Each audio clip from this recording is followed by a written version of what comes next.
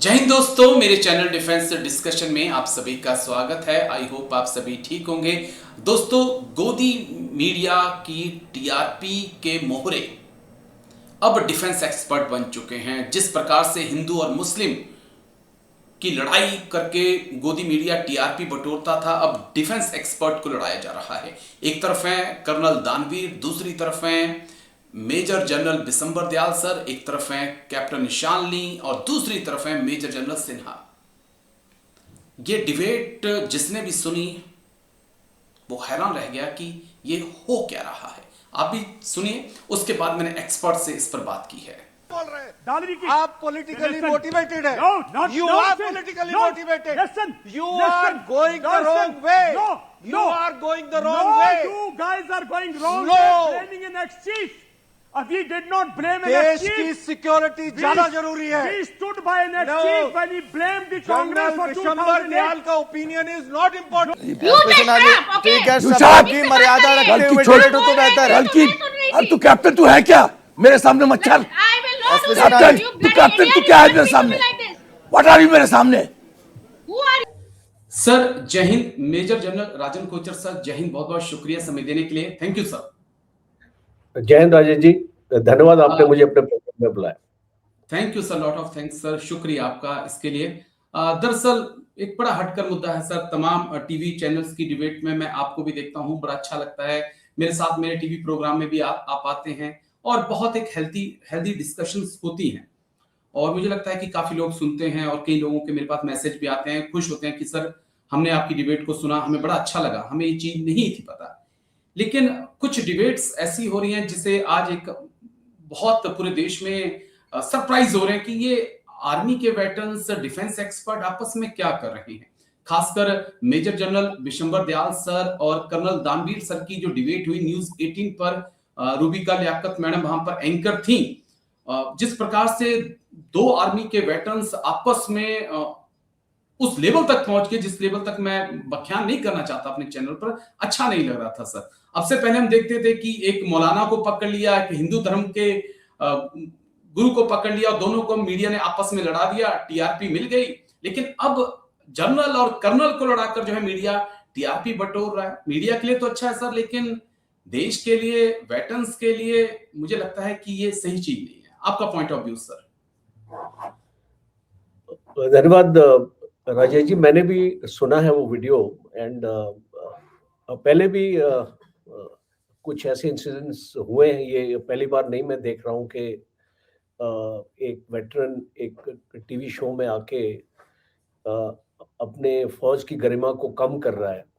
पहले भी हमने देखा है, बट ये बहुत एक अलग सा एक इसको नज़ारा दिखाई दे रहा है मुझे, क्योंकि मैं अगर कुछ साल पहले अगर चला जाऊं और अपनी फौज की लाइफ में चला जाऊं, क्योंकि अब रिटायर्ड हूं, अगर अपनी फौज की लाइफ में चला जाऊं तो फौज में एक चीज सिखाई जाती है और वो बहुत यूनिक है कि सीनियरिटी की रिस्पेक्ट बहुत जरूरी है और ये लाइफ लॉन्ग। रैंक रिटायर्ड नहीं होता है, मैं बीच में टोक रहा हूं, आप बात पूरी करिए। लेकिन हमें जो सिखाया जाता है कि रैंक रिटायर्ड नहीं होता, इंसान रिटायर्ड हो गया है। जनरल साहब या कर्नल साहब लगेगा मरते दम तक।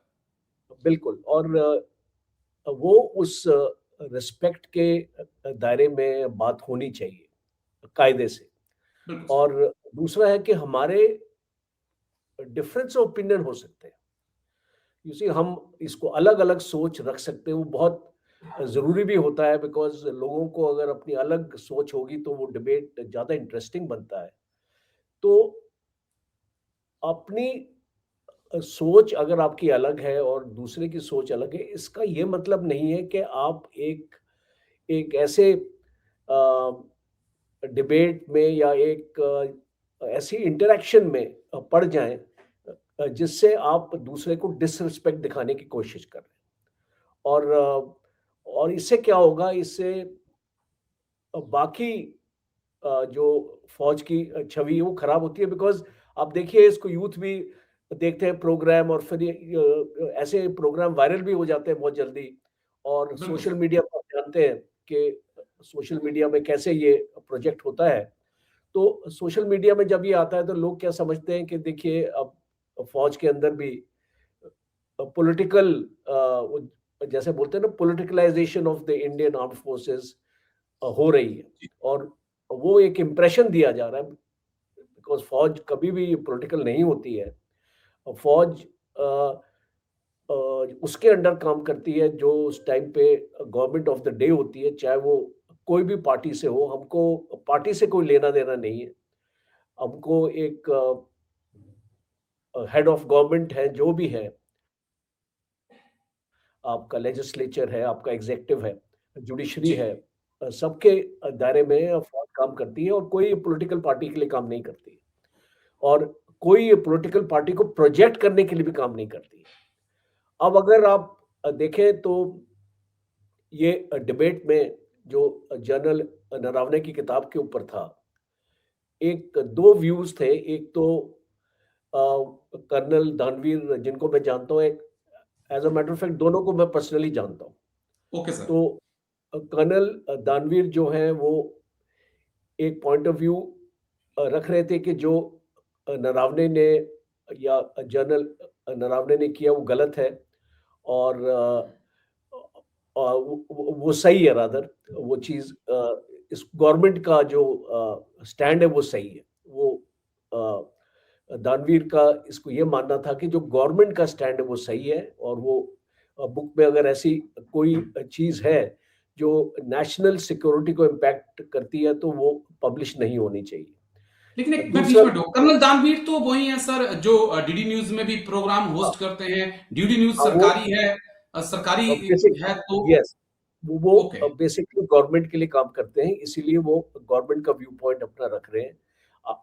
ये आप उनको एक अलग और हैसियत से देखें कि वो डीडी न्यूज में है और उधर गवर्नमेंट के लिए काम कर रहे हैं, तो ऑब्वियसली उनका स्टैंड होगा कि जो भी गवर्नमेंट ने एक्शन लिया वो सही है। दूसरा जो जनरल बिशंबर दयाल है, आर्मर्ड कोर के हैं, मैं जानता हूं उनको अच्छी तरीके से।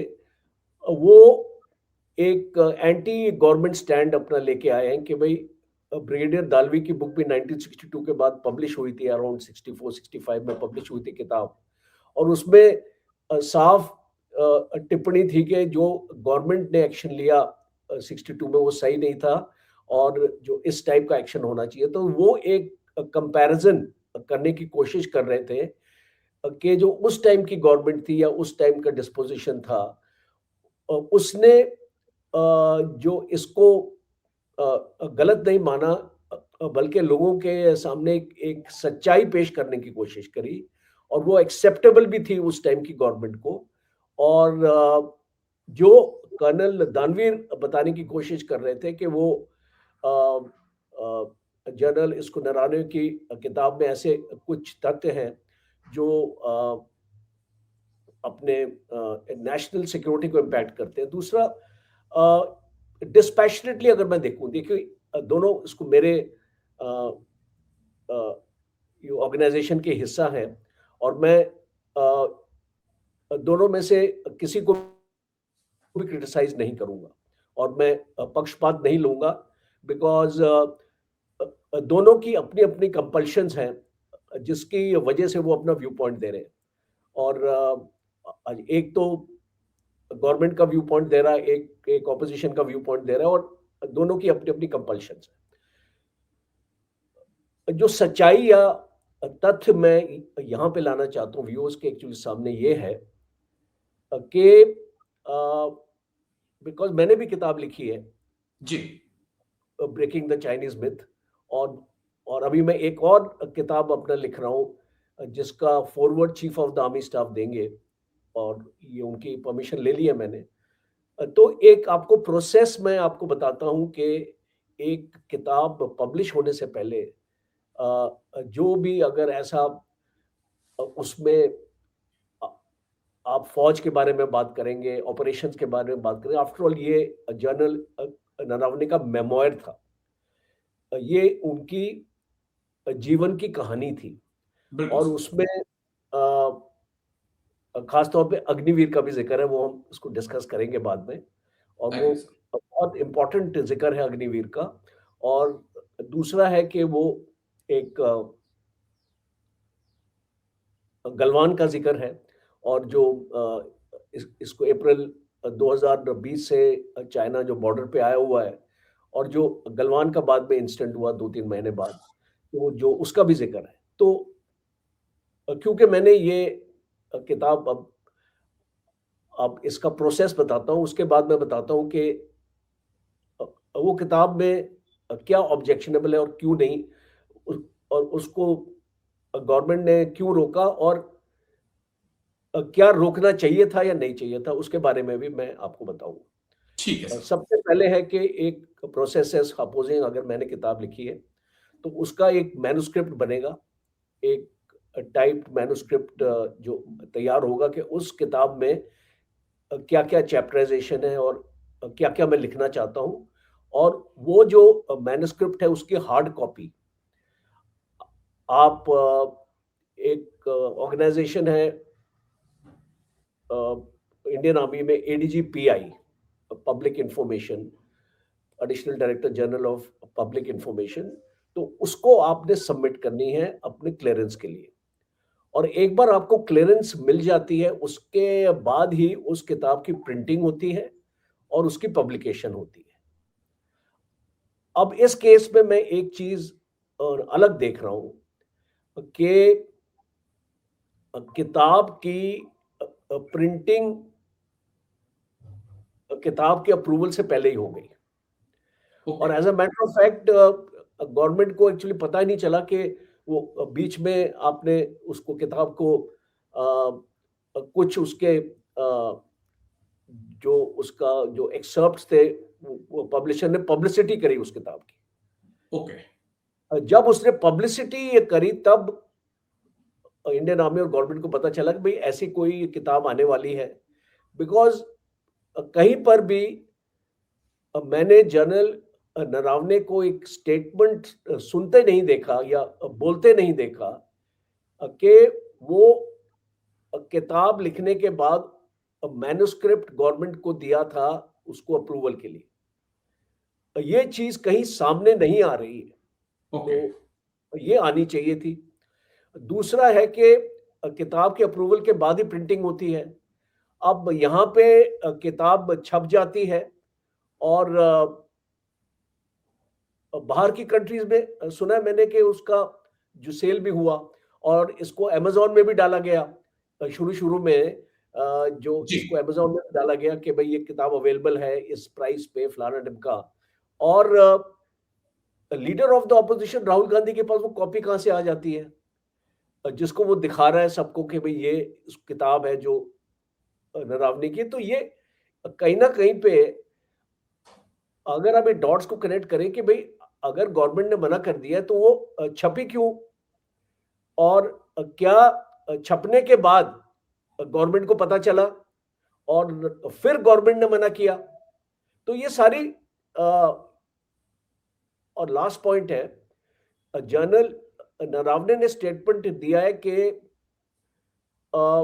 किसी ने उनसे पूछा था कि किताब कब छपेगी, तो उन्हें बोला था now it is between publisher and the government. Process ये नहीं है,